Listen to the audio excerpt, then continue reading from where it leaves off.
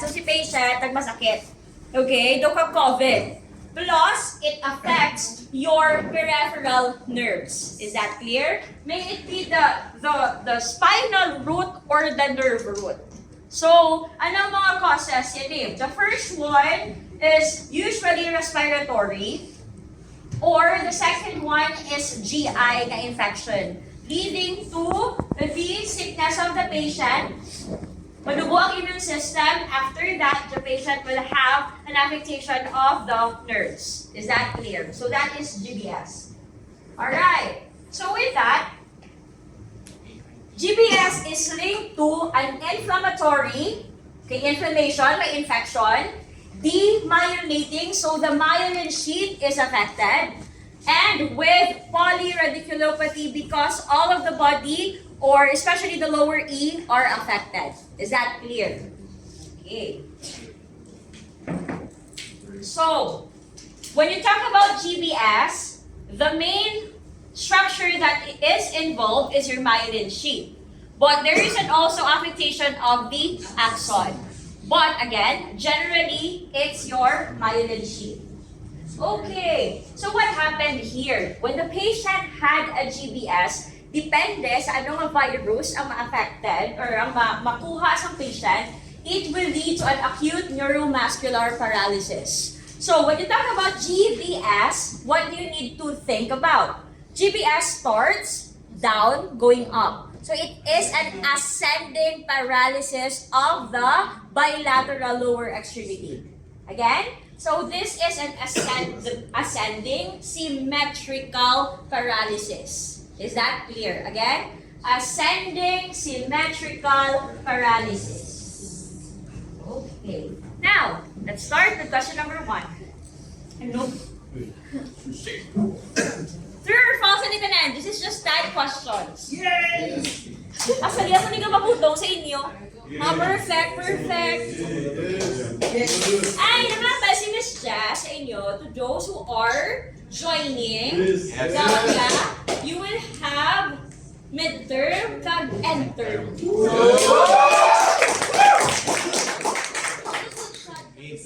Alright, so GBS has an asymmetrical affectation of the limbs. True or false? Bago na discuss. Ano? False. Okay, can you correct it? Alright, let's proceed. Again, GBS is symmetrical affectation of the lower extremity. Okay. So what are the clinical signs? It's a progressive, galala, usually 1 month.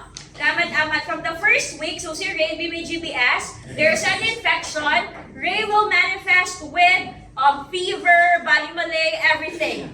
Then after that, gasigi-sigi na nga nag-paralysis na ang iyang lower extremity going upward. Is that clear? After that, you have symmetrical weakness of the limbs. You have hypo or areflexia.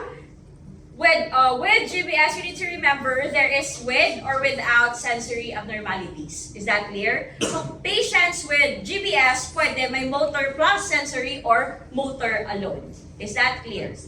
Okay, let's proceed.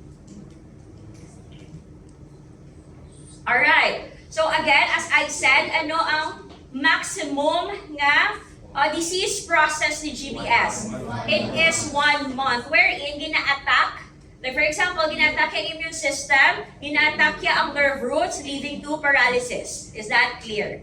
Okay. Now, it peaks for 2 weeks and then after that 2 weeks, the patient will already manifest with areflexia and paralysis. Okay? Alright, so what do we mean by AIDP? Na-discuss ni last time, wala. So, AIDP is an acute demyelinating polyradicular neuropathy which is a category sa GBS. Is that clear? Meaning, GBS is an AIDP. Is that clear? Infection na. So wala na lang. Acute infection, demyelinating polyradiculopathy. Okay, so wala na siya. Let's proceed. Okay, so let's discuss the other categories of your of GBS. May duwa. The Miller-Fisher and your, the acute axonal motor neuropathy, we call that as AMAN. Okay, and the acute axonal motor and sensory neuropathy, which is the AMSAN. Wow, very good. So with that, this is another category wherein there is the affectation of the axon. Okay, diba, generally, when we talk about GBS, it's just myelin sheath. But when there is an axonal problem, there is motor and sensory affectation. Okay? Now, what happened here? If the axon is already affected, there is a poor prognosis of the patient. And the patient will have respiratory or bulbar symptoms, meaning the patient will manifest with muscular weakness or respiration. And the patient will have bulbar weakness, hindi siya mayo katulon, hindi siya mayo kahambal. Is that clear? Alright, let's proceed with Miller-Fisher. Miller-Fisher is a variant. Itawag na siya, kaya mo na ang naka-discover sa iya. But in Miller-Fisher, there is a triad. The triad includes your ataxia, areflexia, ophthalmoplegia. So there is an affectation of your gait abnormalities. The patient reflexes are zero, and there is a problem on the eyes of the patient. Is that clear? So question is, Miss, may mga paralysis mo na si patient? Yes. There is still weakness, but grabe ang makita mo, may ataxia, may areflexia, and ophthalmoplegia. Is that clear? Okay. Now with that, what are the other signs when you see a Miller-Fisher? So it involves pasaka na siya. It already ascended. So there is a weakness of the facial muscle and bulbar sides. Any questions? Prepare for the... Wow. Question number 2. Alright.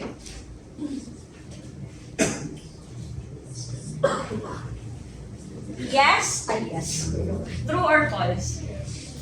Ataxia is seen as unsteady movements with gait abnormalities. Is that true or is that false?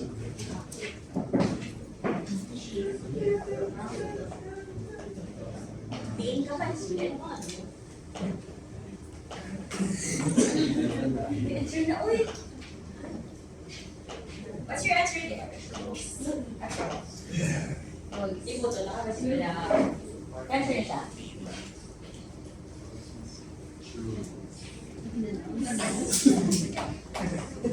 So the answer is true because ataxia is a patient. You drop, maglakad, there is an unsteady movement and gait abnormality. So wide base of support when the patient is walking. Is that clear? Alright. Let's proceed with the pathophysiology and history of GBS. So, again, and what is the etiology of your GBS? There is an infection, may it be respiratory and GI. So what are the possible virus? You have your Campylobacter. Muna siya, So where can you get that? When you eat raw food or wala kayo naluto ng mga poultry na food. Is that clear? Okay. Next. You have cytomegalovirus and familiar. Okay, with this, these are herpes. Ang isa 4, ang isa 5. So these are the family of mga herpes virus. Is that clear? Ang tuwagin. Kaya ang isa 4, herpes number 4, ang Epstein 5. Masala ang Epstein. Okay, and your Mycoplasma pneumoniae, it's more on pneumonia. And your influenza. Is that clear? But it doesn't mean kung mag-influenza ka, may GBS ka tayon, ha? It depends upon your immune system. If the immune system can fight it off, then okay. But if not, no worgit gani, so ma-affect ang nerves. Is that clear? Alright. So, effects of the infection, again, there is an immune response. There is infection, that's why si patient got sick, and after that, there is an affectation of the peripheral nerves. Is that clear? So that's just the pathophysiology. I will repeat. Anong kakatabo? There is an infection affecting the respiratory system or the GI system. And then if the virus will affect your immune system and your immune system is lower, the virus will affect the nerves. Is that clear? Leading to your GBS. Okay? Okay. Alright. Number 3. Magkukulan na na-discuss.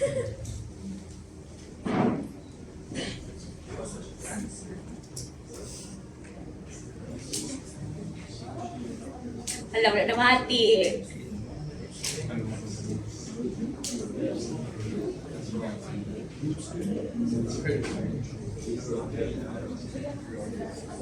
Where is this monkey now? Ano naman yan?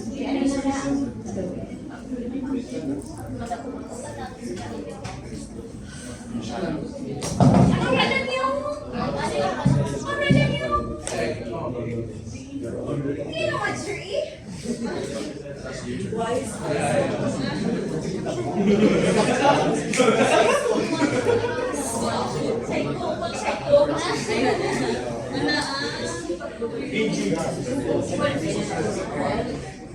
Big baller. Wow, you know hasta la vista.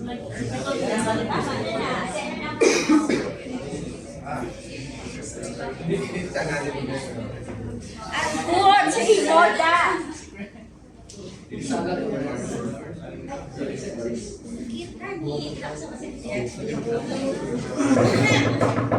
Alright, so the answer is false. Ano ginagawa ko? How? Diba?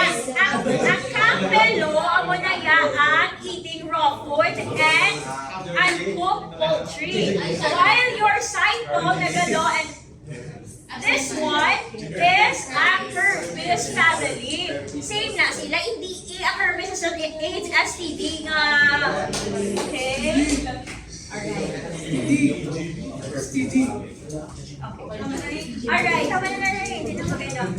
Okay, so, let's proceed with specific infection.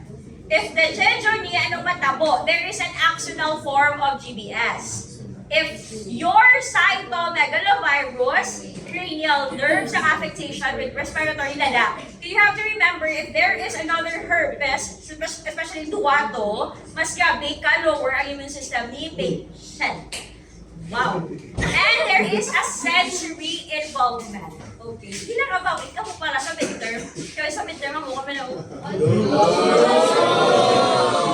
Okay. And when you have this, usually this is like a milder cases. Hey, Jimmy, mo na ka, iso. Is that clear?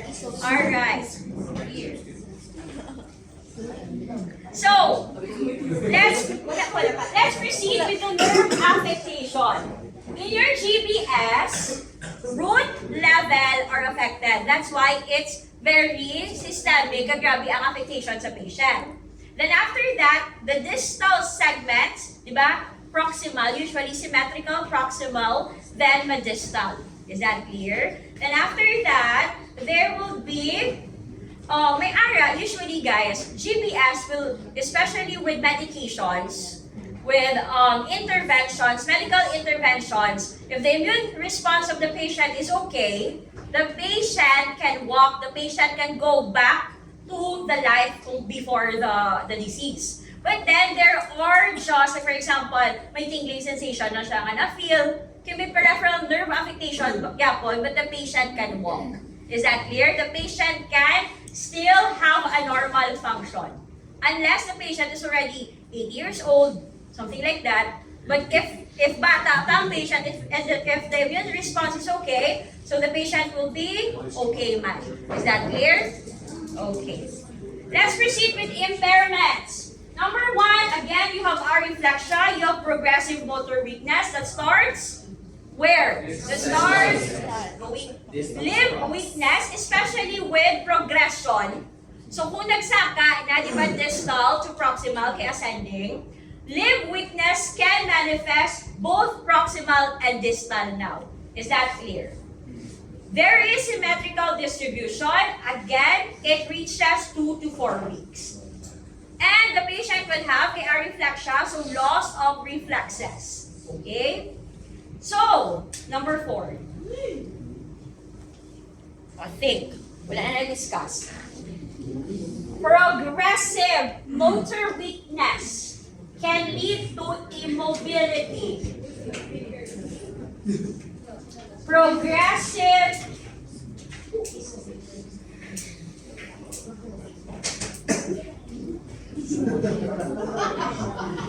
balong dumamayo ha?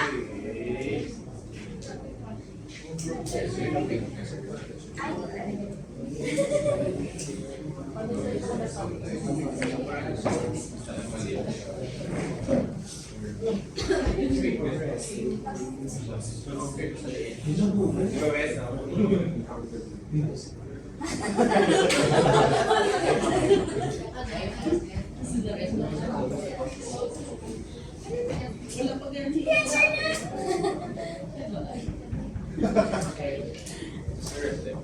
Okay. Hindi, lagi sure ako nakita ang answer niya kasi change niya pala. Okay. Alright, so the answer here is true. Because, wait lang, pwede ako paralysis. Progressive motor weakness can lead to paralysis. Because the patient will not be able to move, okay? And that cause, especially lower E, that cause immobility. Kaya hindi nakagiho si patient. Honestly, with patient with GBS, for 1 month or 2 weeks, aral na sila gahigda. Kaya may mga low back pain pa na sila nga na-feel. Because along with weakness, there is also pain. That lead to immobility of the patient. Is that clear? Okay. Alright. Let's proceed to, these are the signs and symptoms where you can rule in. Di ba, TDX? You can rule in your GBS. Number 1, if the patient presents with progressive motor weakness and symmetrical weakness. Number 2, if the patient has the disease for 2 to 4 weeks. Another one is the nerve conduction of the patient is reduced or none. Meaning, ang iyang nerve does not function well. And lastly, with the CSF, there is elevation of protein. Is that clear? Now, this is again to rule in. Alright. How about clinical diagnostic indicator supporting a diagnosis other than GBS? This is to rule out. Meaning, this is not GBS. What are the signs and symptoms? Non-progressive acute motor, asymmetrical hyperreflection. Upper motor signs such as Babinski and spasticity, so rule out, meaning it is not GBS. Dysfunction of the bowel or the bladder, so any incontinence is not GBS. Is that clear? And lastly, if there is only sensory impairment. Because, again, GBS has motor, or motor and sensory, or motor lang din. Is that clear? Kung sensory alone, it is not GBS. Any questions? This is rule in, this is rule out. Clear? Right, meaning, these are the diagnostic indicators for GBS, the signs and symptoms for GBS. This is the signs and symptoms other than GBS. Is that clear? Alright. Wala pa kalma. Alright, so what are the things that you need to know? Diba, yes, we said that the GBS are reflection. But, if the GBS has an axonal affectation, usually retains reflexes. Is that clear? Again, if the GBS has an axonal, it's more on retained reflexes. Is that clear? Alright. You may have facial palsy, bulbar weakness leading to Miller-Fisher. Remember that. It's still part of your GBS. And lastly, you have to remember, since respiration is involved, especially kung ang virus affects the respiratory system, the vital capacity is lower and the patient might need your ventilator. Is that clear? Okay. Okay, number 5.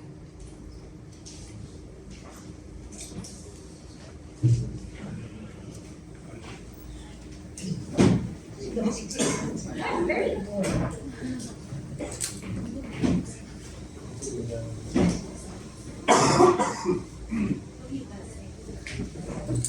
Ano answer nyo? Okay. Ang muna lang na to. Yes, ano answer?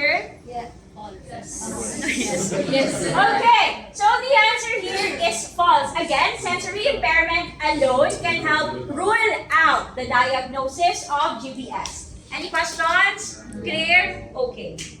Let's proceed with other impairments. So, along with the impairments na discussed na kanina, what are the other impairments that can see in patients with GBS? So, you have autonomic nervous system problem because the ANS of the patient is affected. The patient will manifest with tachycardia. Everything is elevated. Is that clear? Tachycardia, hypertension, and arrhythmias. So everything is increased. Tachy, hypertension, and cardiac arrhythmias. Any question? Next, what are the other ANS affectation? The patient will manifest with pain. In acute stages, the signs and symptoms are deep aching. The patient will have low back pain, buttocks pain, or posterior thigh pain. Thus, the patient will not be able to move, leading to immobility. The patient will be bedridden for quite some time because of paralysis and pain. Then after that, at the later stages, neuropathic pain. It can be the constant neuropathic pain or the balik-balik na neuropathic pain.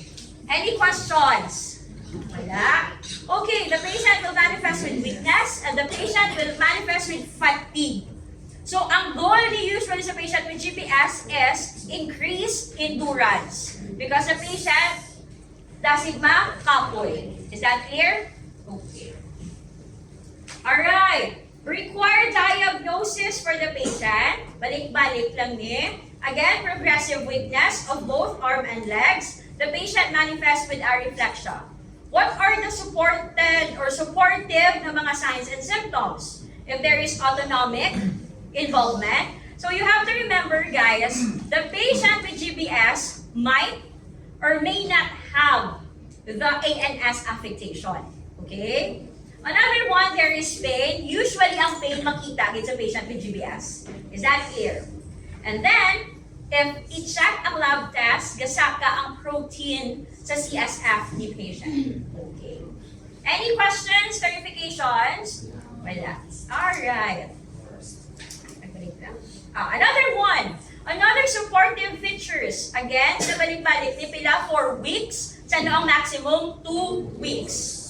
Again, 4 weeks ang disease process ang umugit makita bala ang signs and symptoms within 2 weeks. Alright. There is symmetry of the symptoms, mild sensory, kaya nga agani, it's more on motor. And the patient might have a cranial nerve involvement. Nga ati, di ba, root?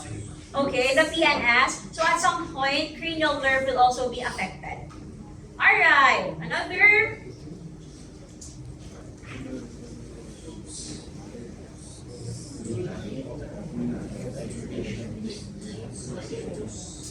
Good job.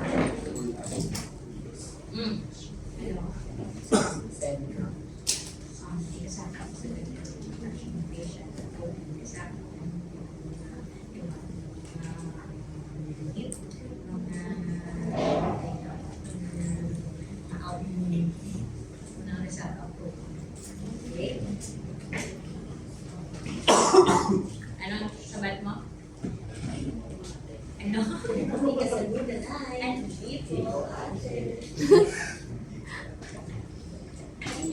Okay na ako da? Yes. Yeah. What's your answer? Okay, kamay. Kachapan ko! Okay, so the answer is false because there is no urinary problem. Okay. The urinary problem includes, guys when you talk about urinary problem, it's incontinence. Okay? But usually, in patient with GBS, pupunta yan sila mangihi kaya syempre sila katindog. That's the problem. But when you talk about urinary problem, it's more on the incontinence that the patient might feel because ang urinary system is affected, which is in GBS not affected. Is that clear? Okay. Alright, so let's proceed with this one. So the patient has a high protein concentration, so gasaka with normal white blood cell. Okay, again, elevated CSF protein with normal white blood cell of the patient. Another one, in your electrodiagnostic testing, the patient might have, remember the AIDP, the AMAN or the AMSAN, depende kung anong makita, if it's axonal, if it's myelin sheath affectation. But, listen here, if the patient has a GBS, normally ang iyang nerve conduction block is decreased. Again, there is a prolong ang EMG ni patient because the action potential is increased na dugay. Di ba action potential, ga-jump? Okay? But since the myelin sheath is affected, so ga-lawig, ga-prolong. Is that clear? So, either ganubo or ga-prolong ang iyang conduction. Is that clear? Okay. Alright. Another one. When we talk about demyelination, so myelin sheath decreases. But you need to remember, guys, if there is demyelination, there is also a remyelination. Again, so in patients with GBS, after demyelination, di ba ang nerves tayayaga, regrow, ginayaya. So after that, there will be remyelination. Thus, the patient, if okay ang immune system, gabalik lang ang function. Is that clear? Okay. Now, what are the nerves that are affected? Usually, it's the median or ulnar. So, the patient might feel mga tingling sensation sa median or sensory, median or ulnar ng mga, innervations. Okay? Then, it is greater than your sural responses. Ang question is, what muscles ang sural? Ano? Sir G. Sural. Sural. Yes. So, ano na mga sural? Lateral, where? Yes, sir. Di na lateral mo, sir? Oh, sorry. Where is your sural nerve? If this is your foot, ang sural nerve are reading. Okay? Okay. Ano nga muscles? Perineal what? Yes. Okay, okay. We will have that specifically. Tanan, hindi pa siya origin insertion. It's just the nerve and the action. We will go back when we have the upper E and the lower EP and I. So we will have the brachial plexus, we will have the lumbar plexus, the lumbosacral. Usually sa midterms, ang una, kay ganda si Guy, kami sa carousel, una ang PNI. Then after that, this. But inuna na ni, para matutukan ang inyong upper E and lower EP and I. So, please, after this, next week, yes, you will have, may mga special tasks kamuha man, we will go back with the upper E to the lower E special test. You will have a practical exam. I don't know, you will have a recdam about the special test. Clear? Practical, no, written. Wala practical, wala na oral. Raba? But, mag-case-based kami na exam written. Just like BTN. Yeah, it's okay. Tama na oral rab. Kayo may sabi, malungkong sa oral rab, ba?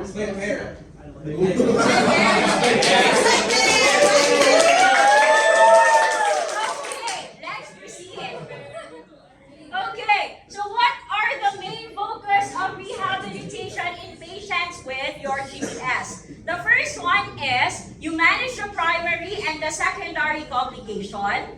And then here, you need to remember there are three phases of GBS. The first one is what we call as nadir. Wherein si Ray, kung may GBS, very no feeling nga mapatay na siya. Okay? That is nadir. So, worsening of symptoms, the patient has weakness. Gapasaka na weakness from the lower E going up. Is that clear? Then after that, the patient will have a plateau phase. Then after that, the patient will have recovery. So ang first phase is nadir. Second phase is plateau phase. The third phase is function and recovery. Again, nadir, plateau phase. Ang plateau ka. Kasi ano ang rehabilitation, wala si patient steady lang yung signs and symptoms. Then after that, the patient will improve. Again, why, guys? The immune system already has the function to defend it and remyelinate na. Is that clear? Oh, yes, reversible. Okay, another respiratory problems of the patient. So what you need to do? The patient must have respiration, check, vital signs, and at some point, usually sa COVID times, damo patient na nagka-GBS. Damo cases. If you will read the epidemiology, or if you will read the COVID, ng mga damo GBS ng mga patient, because that is a respiratory. And if nag-lower ang immune system ni patient, it can reach the peripheral nerves. Okay? Again, there is no cure for GBS, but it can be reversible. And usually, sa 4 weeks to bala that the patient has the GBS, what are the treatments? Plasmapheresis, actually yung mali ginagamit sa patient kami COVID sa una, and IVIG. What is this? It's more on immune response. First, we will discuss plasmapheresis. What is this? Your own blood, ginkwak, ginfilter, and then ginpanamik, then ibalik sa imo. Okay? So, here, the procedure is, you remove, they treat, the blood plasma, they remove it, they will cleanse it, and then they will put it back to your body. So that your immune response can fight off the virus. Another one is IVIG. What is this? Same gyapon. It's more on lang galing, there is antibodies donated by other people. So it focuses on antibodies of other people, inbutang sa body ni patient to fight off the virus. Is that clear? Alright. Sige, any questions? Wala. Another, 7. Sabi na tapos, GBS is so quick.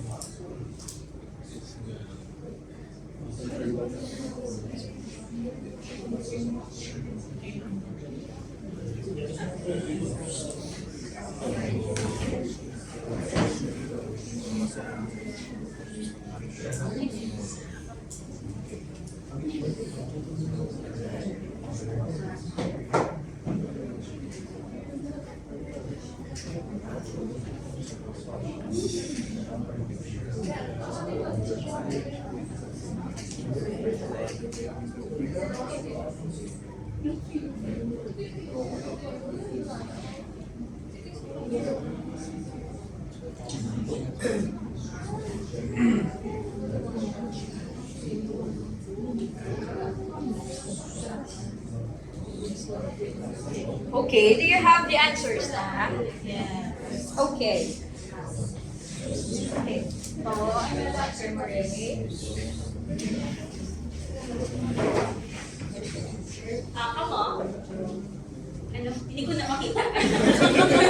Ano? Okay. So, the answer is yes. Respiratory problems occur as a complication after GBS, especially if the muscles are weak or prolonged inhalation pneumonia. Yes. Especially, for example, what if the patient virus is not pneumonia, nag-cause siya balayahaw. Okay? Now, if the patient is in prolonged bed rest or bedridden and are na siya sa hospital, ang iyagid na complication is your pneumonia. Okay? Okay, now, what's the role of PT? First is pulmonary physical therapy for the patient and again, improve cardiovascular endurance. Kaya fatigue is the problem of a patient with GBS. Okay, you prevent secondary impairments such as mga contractures. You prevent skin breakdowns, you prevent contractures, and prevent injury of the denervated muscle. What do you mean by that? For example, the patient's lower E kay naguba ang iyang lower E nga mga nerves, the plantar flex. So what if you did not rehabilitate, wala mo na position well? What will happen to the patient? So the leg will just go through, amo na lang plantar flexion. Okay, another. The PT must do splinting and positioning. The patient must have muscle re-education such as, dili na ni masulod si ES. Remember ES? Kapag nakapagpala mag ES. And then you have to provide passive and active assisted exercises to the patient. Then after that, energy conservation technique. Why? The patient tends to have fatigue. Okay. And then after that, the patient will have functional progression such as small functional activities of daily living. Any questions? Okay. Isa-isa konta, cardio and respiratory nga impairments ng patient. So again, anong kakatabo? The patient will have problem with breathing. So we teach the patient diaphragmatic, pursed lip, kung anong hinala nila ang breathing. Okay? Now, we already discussed this. What is the primary complication? Wala, hindi nyo na magsabata. So the... may number 8 na, number 9 na, may number 10 na, wala. So again, the primary respiratory complication is pneumonia. Alright. Okay, and the patient might need your ventilator. Okay, now what happened here? Due to involvement of the bulbar and cranial nerve affectation, the patient might have aspiration. Okay? Alright. And lastly, you need to, if the patient from ventilator nung kinanlan, is strengthen ang iyang respiratory muscles. Okay. Okay, what are the goals of PT? Again, cardio, pulmo, clearance, pulmonary secretions, ano mga kinanlan, mga huffing, mga coughing, and then mga postural drainage. Optimize oxygenation, and again, energy expenditure for breathing. So breathing exercises for the patient. Another, what are the intervention? Postural drainage, percussion, calf stimulation, lagyan yung itanan, calf assistance, and inspiratory training because the patient has difficulty in inspiration. Any questions? Okay, ako na question. Number 8. Na-discuss ko rin na kanina. Pinamatik ka mo. Ano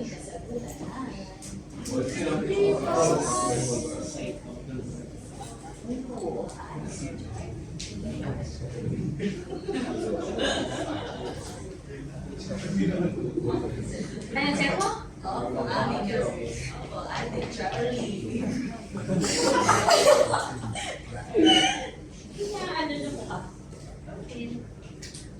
Alright, so the answer is, as I have said, aspiration in patients with GBS is caused by bulbar problems or cranial nerve affectation. Okay, another impairments and PT ng mga assessments and management. The patient with GBS will manifest with dysautonomia. Okay, so there is a dysfunction of the autonomic nervous system of the patient. So what happened here? Remember, tachycardia, hypertension, okay? Again, there is tachycardia with blood pressure instability. The patient might also have orthostatic hypotension. What is this? The patient, upon upright position, lower ang iyang blood pressure. So what is the management?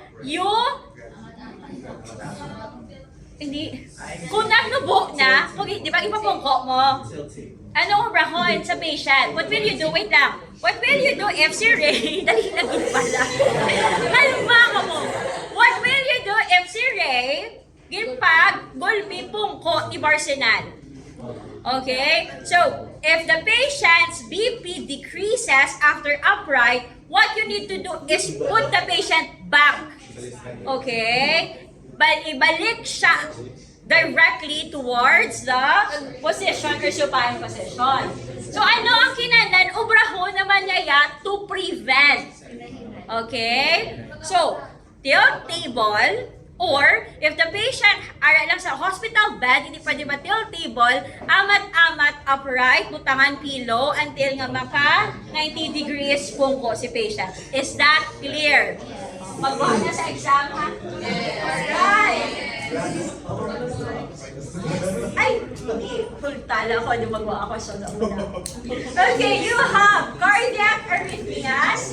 You have, let's say, diaphoresis. Kay ANS, di ba? So, grabe ang sweating ni patient. And the patient will have GI difficulties. Any questions? Okay. Now, here, this is not common in patients with GBS, but your bladder and bowel dysfunction will only occur if the autonomic nervous system is affected. Is that clear? Kung wala man lang affectation of the ANS, then the patient will not manifest with this. Any questions? Alright, so what will you do? The first thing that you need to remember is usually compression garments, pamat-amat sa patients, such as abdominal binder or compressive stockings to help regulate the system of the patient. What else? Gradual, upright, tolerance of the patient, and you need to assess for the vital signs of the patient. Every movement must be assessed. Any question? Okay. Ako naman mo question. Last na lang, napita naman ako. Sabihan ko na may example. But we will have a quiz after this, okay?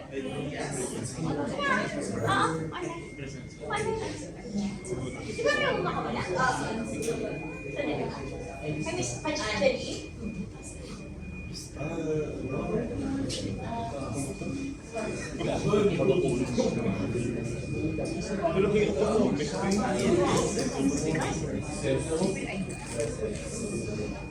Okay. ANS sign of dysautonomia includes anhidrosis and bradycardia. Oh, what's your answer there? Okay, because it must be diaphoresis and tachycardia. Okay. Wala pa. Dapat pa tayo i-discuss. Now, let's proceed with an impairment of muscle weakness. What if the patient presents with muscle weakness? So, normally, muscle weakness includes flaccidity of the patient. Kaya yung lower motor neuron, guys ha, your GBS is still a lower motor neuron. Then after that, the weakness will lead to immobility. And then the patient must have strengthening exercises. And, paano mag-start sa exercise si patient?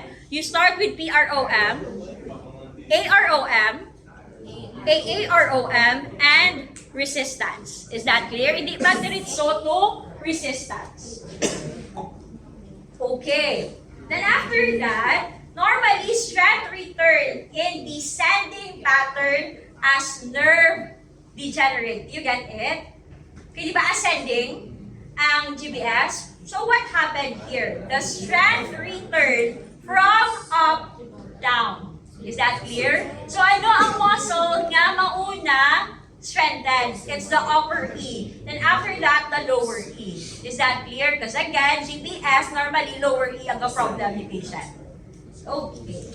And with that, 6 months, si patient can recover. Basta grabe ang therapy kag mga immune system ng mga medication, the patient can recover 6 months. Is that clear? Okay. Another, so what will you do? Again, passive, range of motion at the early stages of the disease process. You need to split the patient or proper positioning. And lastly, strengthen. Strengthening is low, low. Okay? Now, another, with your muscle weakness, aerobic exercise. Aerobic exercise can include muscle nga i-increase mo ang endurance or the cardiovascular of the patient kay endurance. Again, there is a difference between muscular and cardiovascular. Okay? In muscular endurance, so the patient is not able to repeat and repeat kay fatigue ang muscle. While sa cardiovascular, it's more on the cardio ability of the patient na decrease. Is that clear? So both must be exercise. Any question? Okay. Another. Strengthening, again, low repetitions. And then, eccentric contraction. Diba, eccentric contraction is very hard for the patient. Eccentric contraction can be done kung functional exercises na. So, later, remember the phases of GBS? Saan o siya ihatag? Sa third phase of GBS, which is your functional na and recovery na. Okay. Alright, let's proceed with pain and sensory dysfunction. If there is a sensory problem, more or less, this is dysha. What is this? This is a painful sensation that the patient can feel. Okay? Now with that, normally the patient will not move because of pain. But, again, as a PT, we need to mobilize to decrease the pain. Is that clear? Okay, so what will you do to the patient? It's more on the signs and symptoms are throbbing. Remember, the first stages, the late stages. Ano to ang late stages? What is the type of pain that the patient can feel? Neuropathic pain. Okay, now listen here. Some pain and dysesthesia of the patient can feel throbbing and aching pain at the low back. So this is disabling for the patient, thus normally ang exercises mo is also for the low back exercises. Okay? And then after that, the patient may feel dysesthetic pain and then burning and tingling sensation. So ano yung ginaubra? Ginatagaan sila medication, specifically for nerves such as pregabalin, Lyrica, remember pharma? May pharma na ka mo? Guys! Ha? Ano? Wala pa? Ha? Wala. Guys, when you have pain on the nerves, the needed is or are your pregabalin. Okay? Ang mga Lyrica, kung makita nyo nasa patient nyo nga chart, there is nerve problem on the patient if may Lyrica or pregabalin. Is that clear? Ano may B complex. But B complex is for the nerves. Okay? But the pregabalin are for your pain sa nerves. Is that clear? Okay. Repeat mo ha. Okay. Now with that, pain can cause muscle imbalance. Thus, pain and strengthening must be hand in hand. Clear? Now, usually, if there is nerve pain, kinailangan may medication para maka-exercise si patient. Okay? Alright, let's proceed. So, ano ang goal sa PT? Positioning, wheelchair si patient if the patient is not able to move, especially with low back pain. Range of motion exercises. Ano maubra ni PT? Matense ka muda. Okay? Or, normally, tagaan tulong si patient for this. Is that clear? Kapit na lang matapos. Number 10. Pero may next pa eh. Pero may next pa eh. Okay.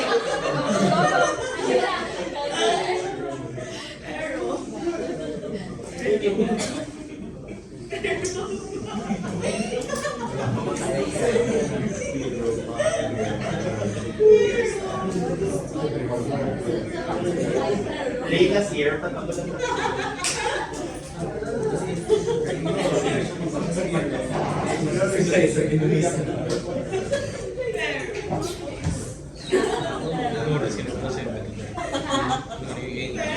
Okay, nga is why our room is una sa our room. Ibabalaan mo kung diin lang asa patient, especially with pain. Okay, there is a question here.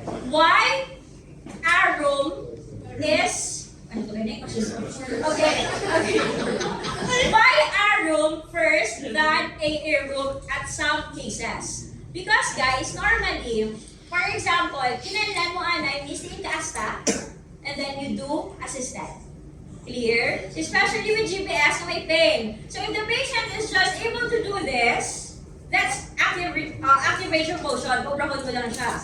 And then after that, you can do active assistant. Is that clear? Okay. Kaya hindi man naman super paralyzed yung patient mo with GBS. So, what is your answer here? What is your answer?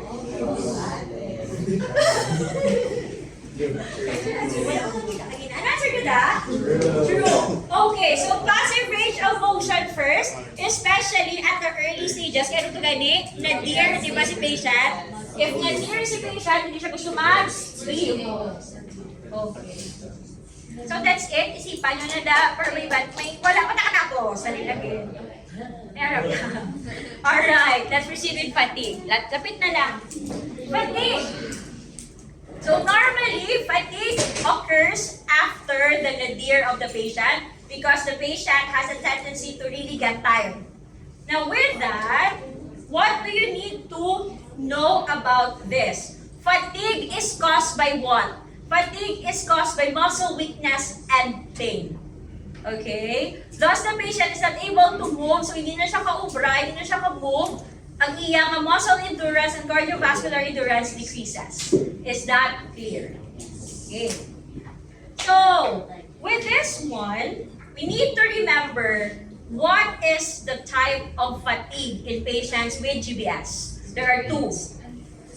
You have experienced fatigue. What is that? That is where the patient feel na hindi ka na kaya mag-gihol. That's experienced fatigue. And what is peripheral fatigue? Peripheral fatigue is more on muscle endurance. Is that clear? So kung i-link ta, experienced fatigue is cardiovascular. While your peripheral fatigue is more on muscle endurance. Is that clear? Copy? Okay.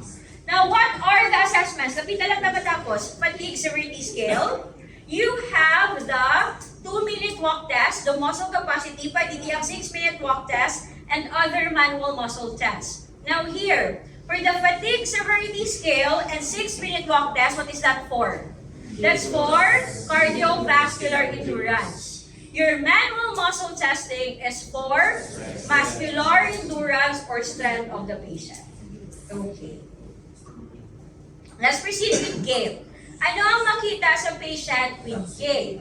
So normally, si patient will have tetraparesis. So what is the goal of the patient here? Your goal is ambulatory aid, starting with wheelchair. Masugod, hindi na sila sa wheelchair, hindi na sila gusto magtinggo ka, o sakit ang bilis. Then after that, walker, pero pinaka-safe sa tanan is really walker. Okay? And then crutches or cane after the 6 months. Or within the 6 months, pwede ka naka-cane sa patient basta stable ng iyang gait. But, in patients with ataxia, prefer a walker. Is that clear? You don't give patients with cane, you give patients walker with ataxia. Any questions? Okay? Alright. So, ano ba ginagawa for gait? Meron pa orthosis. Especially if may mga slap foot si patient, weak ang iyang dorsiflexors. And normally, are in partial body weight support. What's this? The patient has to ginakabit si patient bala maglakad. Especially with the first stages, the body weight support is sa treadmill si patient tapos ginakabit siya sa isa ka machine for the patient to walk. Is that clear? Pero hindi mo nakakaboy yung tikin. Ha? Dumi na pala siya doon na sa patient. Alright! This is for you to check. These are the assessment needed for patients with GBS. Okay? Yes. Why is there bowel and bladder? After there's no bowel and bladder. Did you listen? There is... Sige, sabdan niyo siya.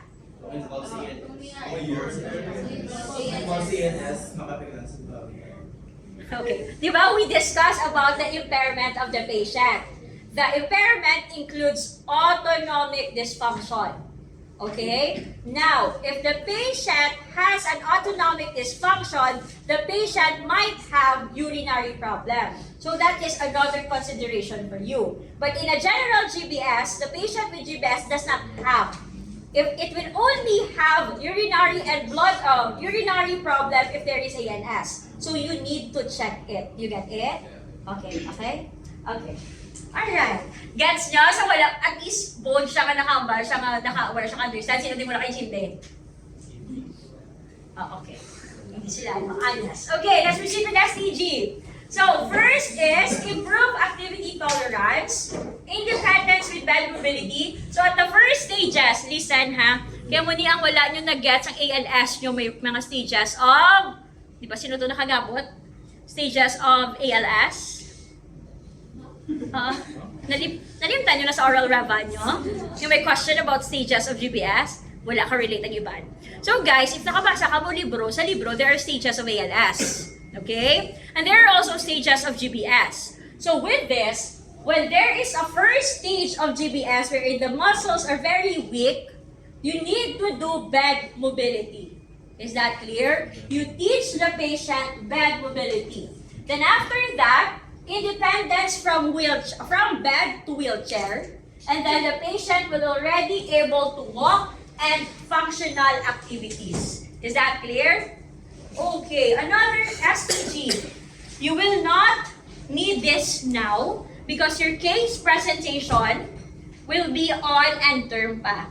So this is a good to know for you and you need to remember this. Okay? Oo, wala pa case pre. Subok ha? Ang case pre ba lang you make an STG, you make an LTG, gets? Okay. Sa end term pa na. Okay. So another one. You have to maximize articular and axial range of motion of the patient, education for the patient to avoid secondary impairments, muscle strengthening, and what? Gait pattern for the patient. Kay basi mahulog ang pasyente kag matumba. Okay, what are the LTG? LTG is independence and return to work. Because again, the patient can still return to work. Any questions? Kapitan na matapos. These are the assessments na need nyo for your, kung kamo ang mga gabot GBS na case presentation, these are the activity limitation or the assessment for that, the outcome measure for that, and these are for the participation restriction. Pili lang ka muna duwa for your case sa end term. Is that clear? Okay. We are done. Guys, next week, lawig, actually, upper E, so duwa ta ka session, siguro, the whole 3 hours kita. Okay.